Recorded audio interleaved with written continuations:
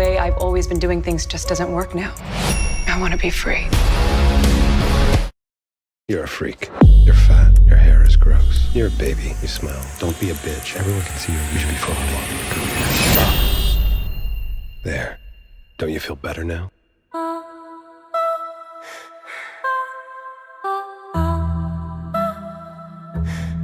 I feel weird lately. Are you sick? You know, the committee in your head that tells you that you're a terrible person. You're nothing. Just never really noticed it before. You know what I'm talking about? Sure. You're a loser. Are you okay? You're so selfish. I just don't feel like I'm on top of things. Loosen up. The way I've always been doing things just doesn't work now. You're so beautiful, so delicate, I feel sick. I've been telling myself to do certain things, Hey, Sugar Plum. Let it go. act a certain way, There's nothing better than watching her get all excited. Don't cause a scene. or else something bad will happen to me. How could you be so stupid? Maybe you cast yourself in a part you don't want to play anymore. You're a pretty little flower. I'm scared to do things differently. You're going to fail. I'm not listening to that voice. What did you say? I'm a sucker for the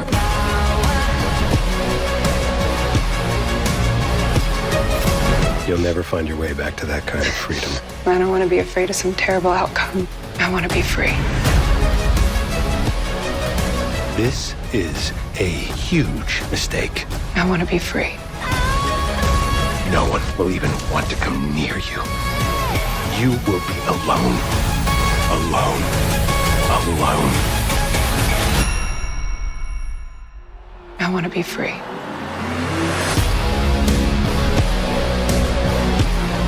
Here for Mark 2.0. Brian's my co-host. We welcome producer Michael D. Jones of Silverheart Productions. Thank you so much for coming on, Michael. Awesome Thank to you. have you here, Michael. Thank you. I appreciate it. I'm honored.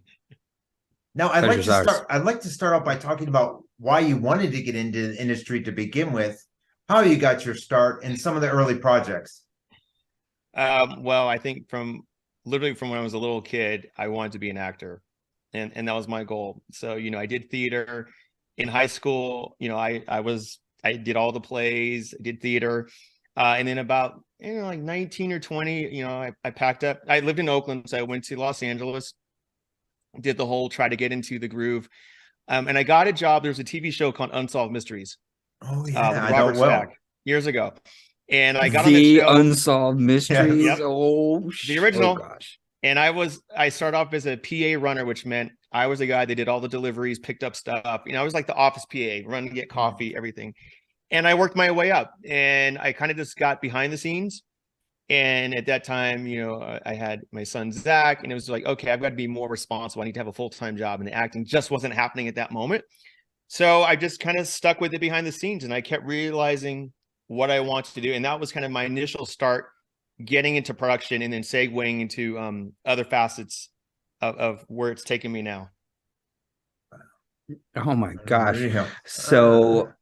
So speaking of Zach, I have to ask you, so he talks about, is it a myth or legend that he was playing basketball with George Clooney? Is that true? No, here's what actually happened. Okay. We lived in these bungalows across the street from Warner Brothers, and at the time, Across the street from Warner Brothers like literally- studio, everybody. Yeah, I know the area well. These little apartments, and there used to be a Taco Bell, and you'd cross the street. I know it well, And- yeah. And this was before COVID, so you can just walk on set or whatever. And at the time, my ex-wife worked on ER, and I did take Zach with me. Zach was about 4, and I had him on my shoulders, and George was playing basketball. And George came over, and he said to my son, he goes, "I'm Batman." And he walked away because he was doing Batman, and it was great. And that's my George Clooney moment. Oh, that's so cool, though. Oh, George Yeah. Clooney moment. That's awesome. So what was it like being right across the street from the studio? I mean, Well,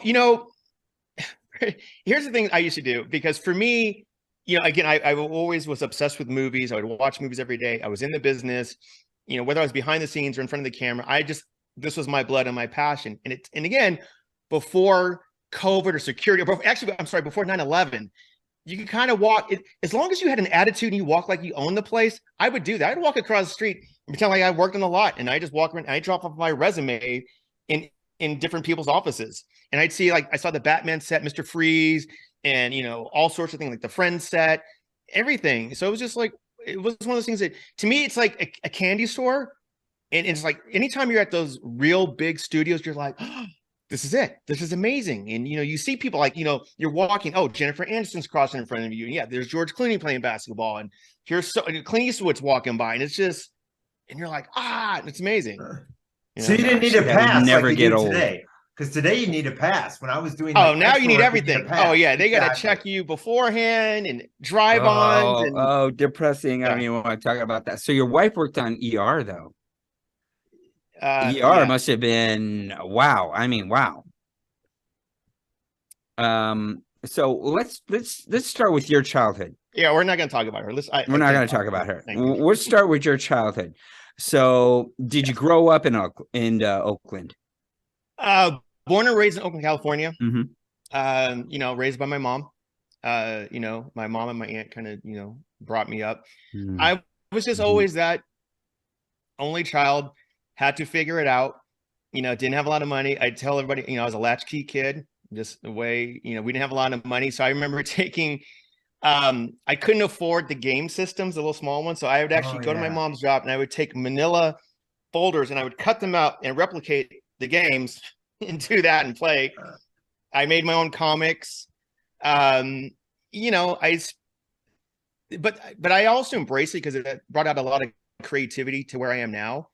And it just allowed me, I'd always do impersonations. I would do acting, so I was in plays and doing whatever, and just always the class clown. And, I had good cousins to hang with, but also too, for me, and this was a time where, I grew up in Oakland. I grew up in some bad parts and some good parts. And I had to learn a lot. Like I tell people, street smarts, I learned that shit. Like literally, how to get out of a situation. What's your exit strategy? Who's not going to jump you today? Who's the bully? A lot of that navigating of life. That sounds familiar. I think we grew up about the same time, in the 80s and 90s. I mean, well, here's a funny thing, because you guys are in Arizona, right? Yeah. I lived in Mesa for 2 years. I was 12 and 13. I went to Keno Junior High. Wait. Wow.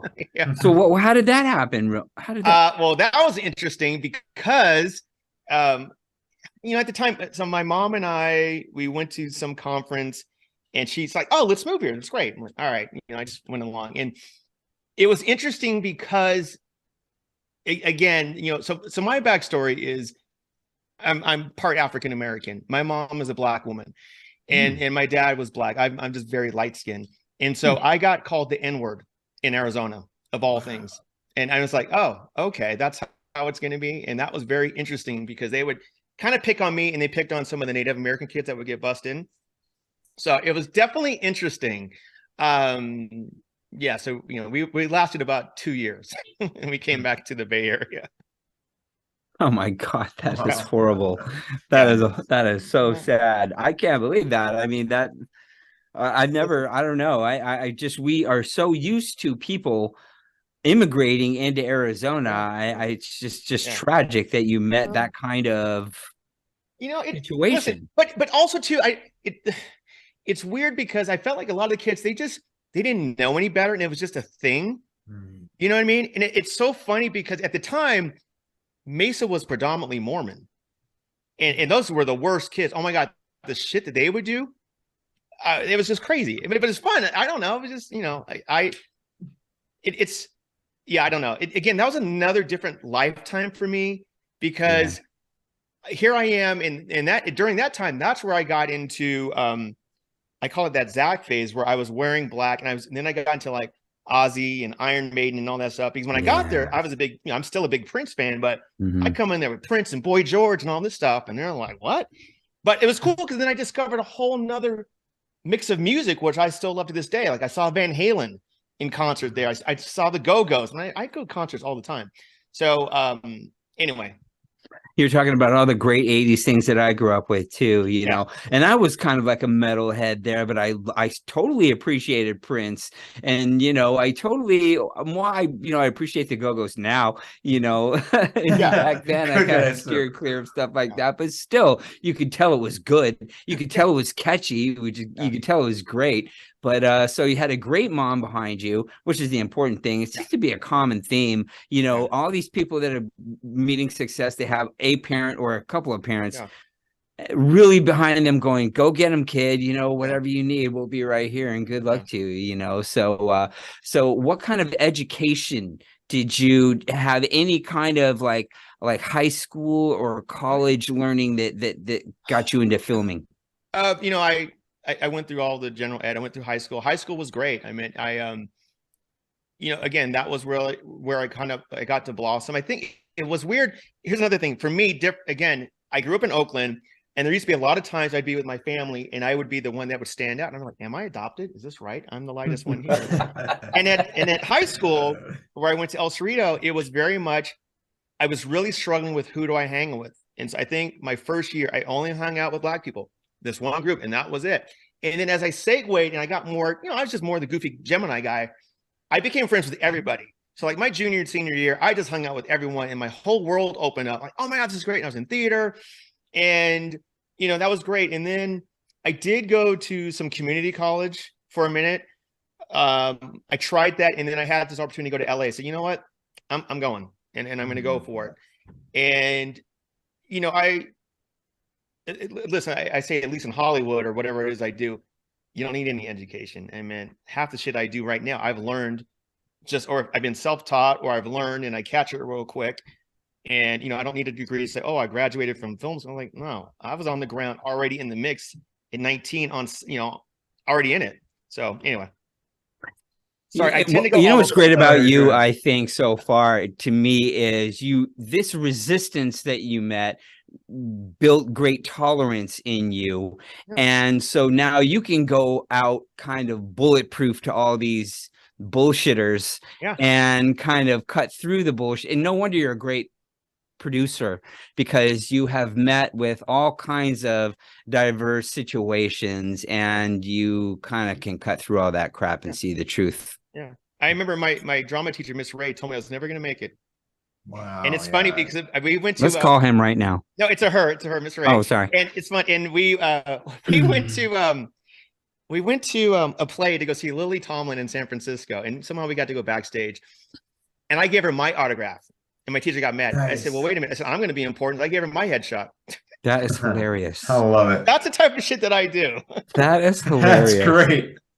Someone just told me Lily Tomlin was not very nice recently too, and it's like this was many years ago. I was like all of 17, so she was probably very nice and probably tore it up. But at the moment, I'm like, again, that's my bravado. I'm like, hey, I'm gonna be somebody. Here you go. Why don't you take it now? And I'm like, there you go. And so that's just how I am sometimes. I'm like, fuck it, let's go for it. I don't know. Yeah. I love your street smarts, and it's all positive too. And that's why Zach's such a great kid. Sorry, Mark, go ahead. No, I was going to ask about one movie in particular that stood out to me was Violet. Cool. That you produced. It was such a great movie, and it seems like it's so real, Well, what I love about it was, Justine Bateman was the writer and director. Justine is from Family Ties. Her brother is Jason Bateman. And I met her, and I think the first time we met was at Sundance. We met for 3 hours and we talked, and I was one of the producers, as me and another person, but it's just one of the best experiences. And what I love about Violet, and I tell people this, we all have it. It's all about this inner voice, and it's that inner voice that tells us or makes us question, or is it that negative thing that comes up? You know what I mean? And so we have to fight that, and I constantly fight it too, because I'm a very positive person. But that self-doubt comes in, oh, you're not going to succeed today. You're not going to, that's going to fail. And you have to fight it. And that's what Violet's really about. Is you can listen to it, but when to take control, and you say, no, I'm not going to listen to you right now. And I think the movie's beautiful. And I think it's for everybody. And that's just my opinion. But I'm very proud of that film for sure. No, it really is. Idea. It's so amazing. Really great too. Oh, yeah. Yeah, it was good. It was a lot of fun. It was a good shoot. Talk to us about Silverheart Productions. Yes. So that's my own company. Mhm. My mom writes poetry, and when I was a kid, she wrote a poem and she called me Silverheart, and I just named my company after that. I like it. And I actually have, I don't know if you can see it, but it says silver in this way. It says heart. Nice. Yeah. Oh yeah. So Silverheart, Very nice. it's me pretty much. I'm a freelance, indie producer, and that's what it is. I'm about to launch and branch out because I'm doing stuff right now where I'm about to launch something on Monday, which I'm excited about. And then, much like you guys, I'm going to be launching a video podcast in the new year. Nice. Again, it's just kind of, it's forward thinking, doing some things, but it's really, I want to go outside of just the film and media production world. I want to go into some other aspects. Anyway, so it's my company. The short answer. Sorry. That's great. What about the Whitney Houston movie, I Want to Dance with Somebody? Because I'm someone who grew up listening to Whitney on family road trips in northern Michigan, going up to northern Michigan. I only did 6 days. And again, I cannot take credit for that. That movie was already shot. They came to LA and they needed someone for 6 days. And then I came in and they added some added scene. That was great because it was cool because we had to recreate the 1995 Billboard Awards. So that was cool. So we had this whole scene. We had like a lookalike Madonna, a lookalike Bono, and a lookalike Hammer. And then we shot some scenes. I think like she's walking out to the tunnel before she does the national anthem. So it was like these added scenes that they needed to put into the movie. But it was fun. I mean, I had a great time. It was definitely one of the biggest shows that I've been involved in at that higher level, like a budget and crazy and just like all the people. It was like, wow, this is the big boy world. But it was fun. It was a good time. Yeah. But I didn't really talk to anybody.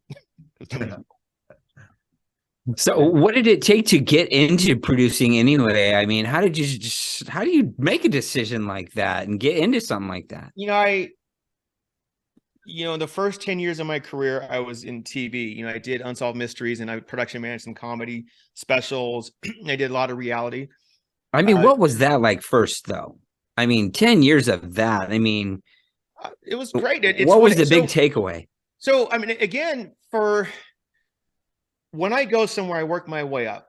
I'm a go-getter. I don't just sit around. So when I was at Unsolved Mysteries, I tell people that was my film school.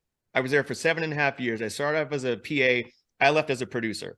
I worked I did every position. And I'm like, oh, okay, great.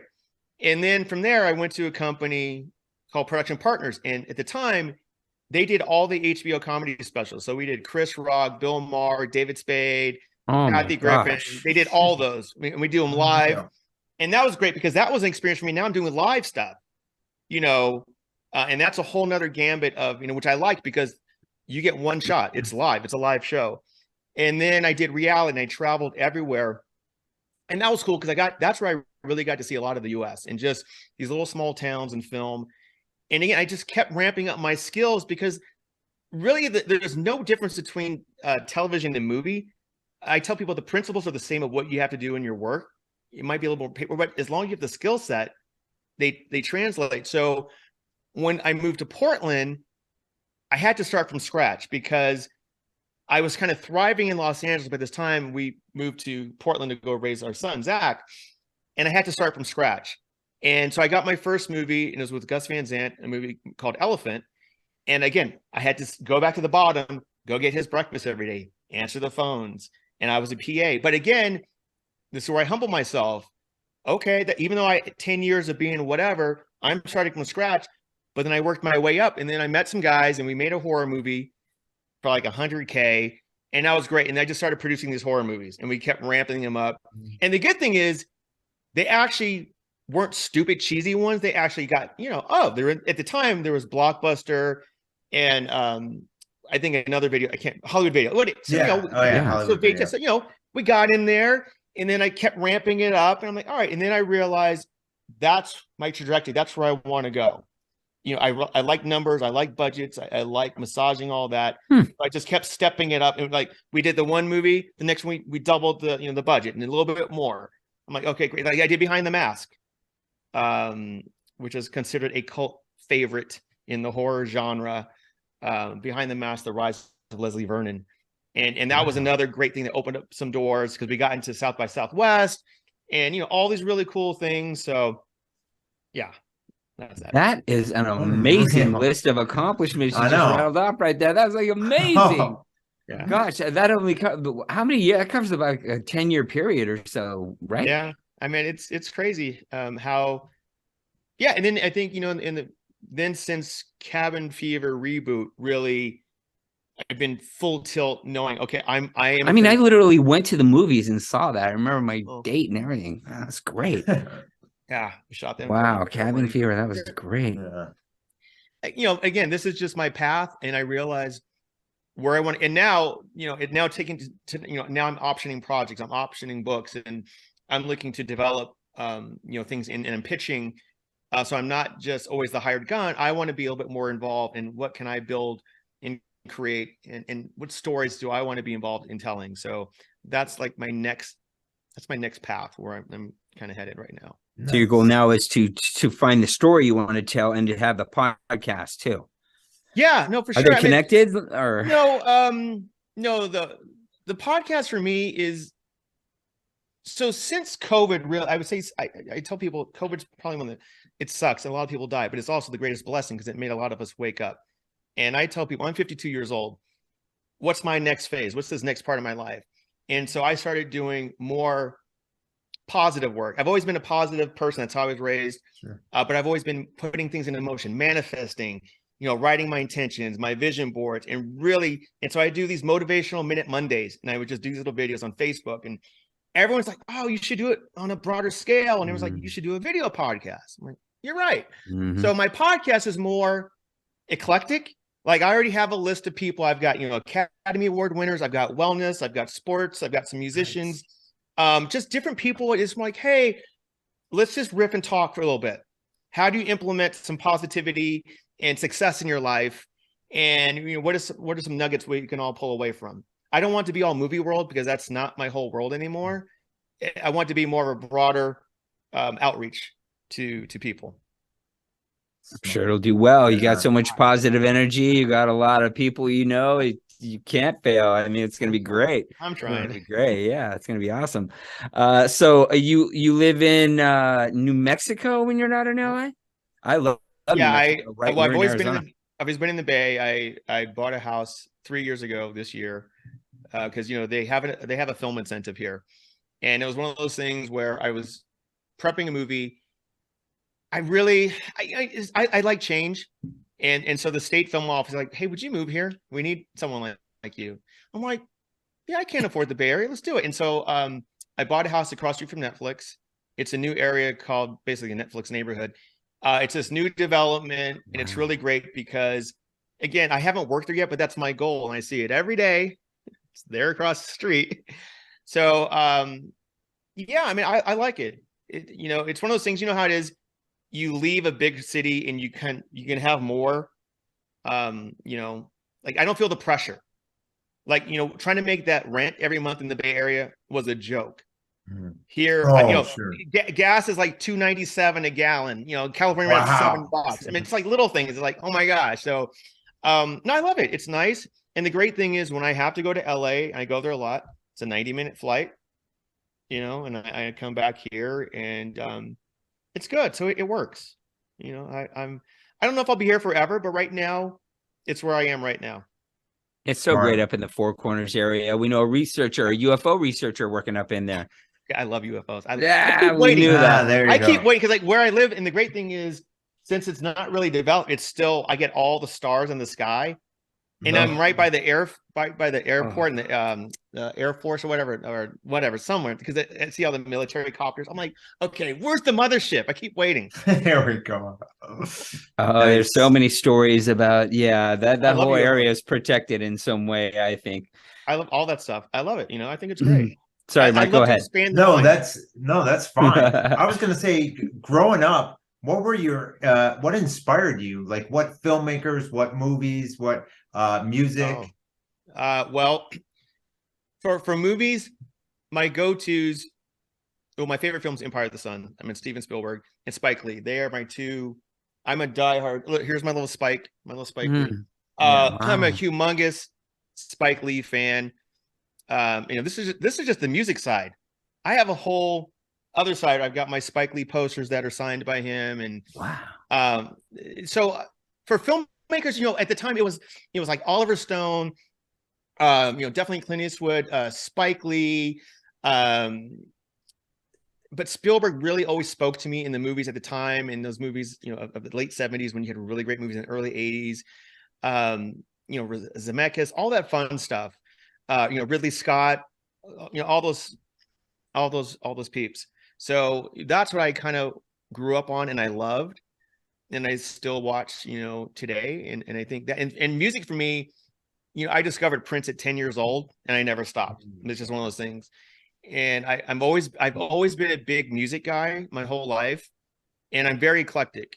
I definitely might go, oh, I only want to listen to hip hop for like a week, and it's like, oh, now it's all jazz, and maybe I listen to Taylor Swift for a day, or SZA, or I just do electronic chill. Or right now, I'm really into Terrence Martin, and this, it's a whole new kind of like a Robert Glasper, a vibe, that rap jazz thing, and Silk Sonic. I don't know. So I really just love a lot of that. But and that stuff I grew up on with my mom, like Linda Ronstadt and the Beatles. Not the Beatles. Well, I guess like Paul McCartney, but Stevie Wonder, all those things. Sure. Very eclectic. I think we grew up at about the same time. Everything you were saying is like from my childhood, so I'm 53. So, everything is just ringing a bell like crazy. So you're talking about working on your live shows. What goes into working on like a truly live show?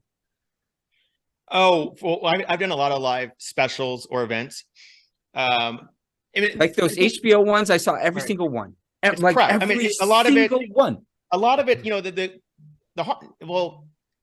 once you get it going, then it's just really on the performer. Then you walked away and say, okay, you're the comedian. You have to make it work. Again, it's the prep. It's getting the stage. Yeah, of course. What are you going to do? Building the set. Because again, they want to design their set or what it's going to be. And then just making sure you have all the crew and you have everybody ready to go. And you might do a practice run. A lot of the shows we would do 2 tapings. I think like you might do like a 7 o'clock and like a 9 o'clock show. And then what they would do is they would intercut. If there was a mistake or something, you had a backup. You know what I mean? But for the most part, I think the Bill Maher one we actually did live in real time. But they're great because the pressure is on, but the excitement, because you're like, oh my gosh, this is live and we only got one shot and you got to do it. So I think, those are all pretty cool. I think like anything else, you just treat it like a job and you want to make sure you're professional and, nothing falls through the cracks. Yeah. That's really about it. Well, I'm really impressed by all that, that they've always pulled off those shows. When I heard you did that, that was one of the, I didn't like everything on HBO, but I really loved all those live comedy things. And we did the David Spade one in Phoenix. Oh, that's where you're from. He's from Arizona. Makes sense. Yeah. Well, that art behind you, what is your art, by the way? Yeah. What were your creations here? You got? I hear you do art. What is your art? Hold up. I have to take apart the whole computer thing. Hold up. There you go. Cool. Okay, there we go. Nice. So this is my biggest one ever right there. Wow. I have some other ones. This computer is only attached to the thing. So what I started doing, again, during COVID opened up everything. So they're building all those homes. So what I did was I started taking all the wood that was in the trash and I just started painting. And that's my biggest piece, but I have paintings all over the house. Not here. And I would just start doing abstract stuff. And so I just started doing that. And awesome. I got into some zine, and it was really, again, I did so much. Like I started a live, I had never DJ'd in my life, and I started as a joke one night, and they're like, hey, can you do it again? And so for all during COVID, every Wednesday I did a live show on Facebook, and I started DJing, and then I bought this big giant thing here. And I started using that, and I put my little Prince logo. And I said, all right. And so every week was a different theme. I do like funk, I do 80s, I do power women, I do, a rave night or whatever. I just started having fun. That's great how out of tragedy we come together. Exactly. I had nothing to do. I'm like, okay, I do the live show. So every Sunday I would paint. I do maybe 1 or 2 paintings. I would post it up on Instagram or when I was inspired. I was working out like crazy, which is another great thing because I lost a lot of weight. So which was awesome. And because I was doing a live Zoom from LA here in my garage, was awesome. And it opened up a lot more creativity for me. And also I have to attribute that to my girlfriend because she was like my muse and she really just inspired me, and just all the stuff just started coming up. I was writing poetry again, and all the things I had kind of put aside kind of surfaced back up. I hadn't painted in a long time, and it was nice to kind of get back into that and just be more artsy, I suppose. Yeah. Man, I love your energy, dude. I really don't know where do. your production company's gonna go, but something great is gonna happen. I'm gonna apply for a job someday. There you go. Yeah, I love it. I'm just really impressed with what you've done in the past, where you're going, and your positive attitude. And no wonder Zach's such a great kid. Oh, he's a little Svengali. I mean, again, I'm not saying it because he's my kid, but I'm amazed sometimes. I watch him and I'm like, how do you do it? Self-taught, and this kid is like, I don't know if you saw my son's, whoever's watching this, but my son Zach Jones is a professional musician. I mean, guy gets paid and he's got bands and CDs, and he's a great teacher. Everybody, great teacher too. Yeah, teacher. He's everything. I'm always amazed. I'm like, this kid really just kind of figured it out on his own, and I've always embraced. I always supported him, and but I never pushed my music really. I mean, I played music, but I never said, "Oh, listen to this or do that." Like when he went through his metal phase, I didn't care. It was awesome, and it was that. And I took him to go see like Slayer and Megadeth and Lamb of God, and I like want to shoot myself. But then I'd be taking my daughter to go see Hannah Montana and the who are the boys, the Jonas Brothers. So I had this eclectic thing with the kids, and I'm going to see Prince every other day. So, but then I think Zach absorbed all that, and that's why he's so eclectic. And but music, music is definitely a big part of my life, just because, that's how it is. Of course. Well, what do you do in your free time? What are some of your favorite hobbies? I mean, we kind of got a feel of it. Well, I mean, that's the thing. I mean, I'm a Gemini, so I do 90 things at once. I'm prepping a movie right now, so we start that in the new year. I'm announcing on Monday, but I just completed my book. So that is going to print, and it's called Manifesting Joy and Happiness Daily. And so it's a nice positive book. So I'm very proud of that because that's something I'm going to be releasing, and I'm going to start going forward with that type of work. So I think my free time, I'm always trying to come up with new ideas. What's next for me? What do I want to do? Okay. Well, I'm just start lecturing. In January, I had to start doing a lecture series for a PA boot camp here in the state of New Mexico. So I wrote some curriculum a while ago. I have to rewrite it. I mean, free time for me is like watching movies. And my girlfriend laughs because it's 7:30. I'm having my espresso now.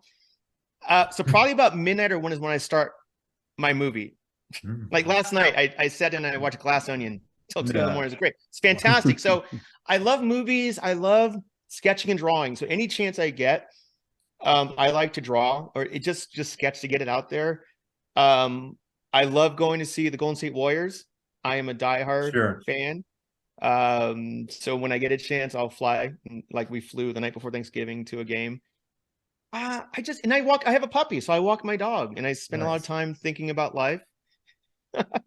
And travel. I really have gotten more into travel, and again, it's really just about exploring the world and embracing it, and really like for me, I want to take advantage. I don't ever want to say I didn't or I can't.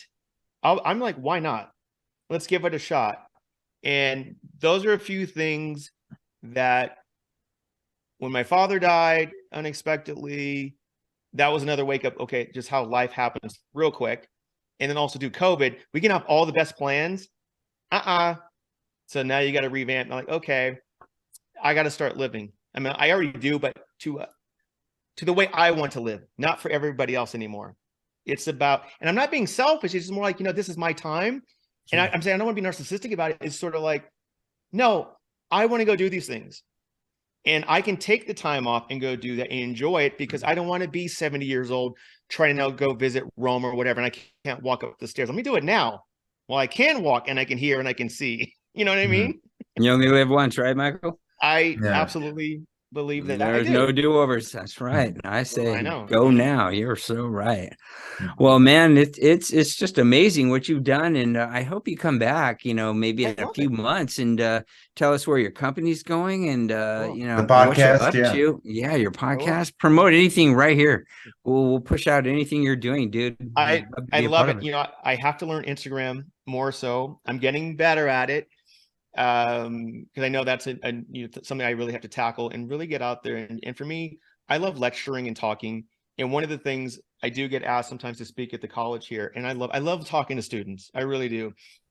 And it's the same thing. I think they just love my energy, and I just come in there like, hey, you can go for it, and don't listen to the no's, and just believe in yourself, and you can do it. And even if there's a stumble, okay, let's get up, let's go do the next one. So those are the things that really excite me. And where I want to be going in the future. That's so awesome.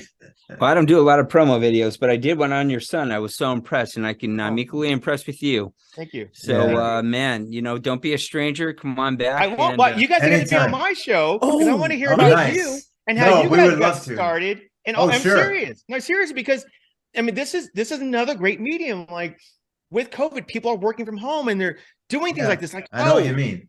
And I love it. And like I've never been a podcast guy, but I'm listening to audiobooks, and it's great to listen to. Like I'm listening to Logic right now, his audiobook, his autobiography, which is great. And just seeing people saying, hey, you know what? I'm going to start my own company. I have so many friends like, you know what? I quit my job. I'm going to do my lifelong thing. I'm like, that's great. That's such a wonderful opportunity. And so I want to definitely hear about the both of you and what you're doing and how's it going and all that fun stuff. And I love your chairs because in my office I got one, but mine's purple. No, yeah. I just figured this is better because the microphone thing is here. Oh yeah, everyone loves our chairs. Oh yeah, they're so nice. Thank you very much. No, it's a long sordid tale. We'd love to tell. I saw on your social media that you've been to Japan. We brought on a fan from Japan, and let me tell you, it was something, wasn't it? Well, here's the funny thing. So I've been there twice. I love Japan. The first time I was overwhelmed, and actually one of my favorite paintings I drew from Japan. The second time I took the kids, I took my son and my daughter, and it's the first time because my daughter's been studying Japanese. So now she just got accepted into an academy. So I'm flying her in April. She's doing a 3-month intensive learning in Kyoto. Oh, cool. So I get to go back. But Japan is beautiful. I mean, it's one of those things where the people are so nice. The place is spotless. I mean, it is clean. Like the train, you could eat off the floor. And the funny thing is, you're so nice, and everyone's like, "You go first." Like, no, you go first. You spend like 5 minutes, like you're just doing this all day long. Wow. And the food, said the same thing. The food is amazing. It's super easy to get around, and people were like, and I remember I got lost one day, and I was literally having a panic attack, and I was like in tears. And this woman, it was great. And so for a full hour, she helped me, and we did text to translate. And she just helped me, and she got me on the right path. And because I was on the wrong train, I was freaking out. But again, I know it's a very special place. It's a beautiful place. Well, look at what they did with the World Cup. They were cleaning up the stadium after they won, and then they stunned Spain today and won their division. Oh, okay. See, I don't know soccer at all. Sorry. Oh, yeah. No, most people don't. Brian doesn't either. So. I know. I'm like, I said, are we in it? Okay, cool. Yeah, exactly. They are. I watched the last 5 minutes. Yeah. I can tell you every stat in the NBA right now. I don't know soccer. Sure, no. I'm a lot like you. When I was a kid, I was on movies, sketching, I drew, and I was all about the Phoenix Suns. I love the Phoenix Suns and Charles Barkley. I got him in my garage. Charles is my guy. And listen, I saw Phoenix play recently. Those guys are great. Devin Booker the other night, that was crazy. You guys have beat us now twice. Not cool. But no, I think they're great. And that same thing, I mean, I've always loved the Suns. That's the one thing I don't like about New Mexico. Sorry. There's no team here. Oh, sure. Yeah. Nothing. At least in Oakland, I don't like the Niners, I got the A's, I had the Warriors. Yeah. Ugh, I know how you feel because in the 80s and 90s, that's all we really had was the Suns. Well, There was I no grew up in baseball and no Michigan. football. Yeah, I grew up in Michigan, so I was a diehard bad boy Pistons, who you probably hated Oh, boy. over there. Well, but I my like Run girlfriend- TMC. Yeah, I know. Well, I've done a movie in Detroit. I've been there. It's crazy. Nice. Excellent. That's Well, an interesting place. Oh, yeah, I bet. Well, it's been great having you. Got any more Really questions, has. Mark? No, this was such a thrill. Thanks so much. You guys are awesome. Thank you so much. I You really too. appreciate it. Thanks again. If I don't talk to you both, happy holidays. Same. Whatever you celebrate, just be safe, be blessed, and hello to everybody. And thank Same you. to you. Say hi to Love Zach it. for us, and Yeah. thanks again for coming. yeah. We loved having For you. sure.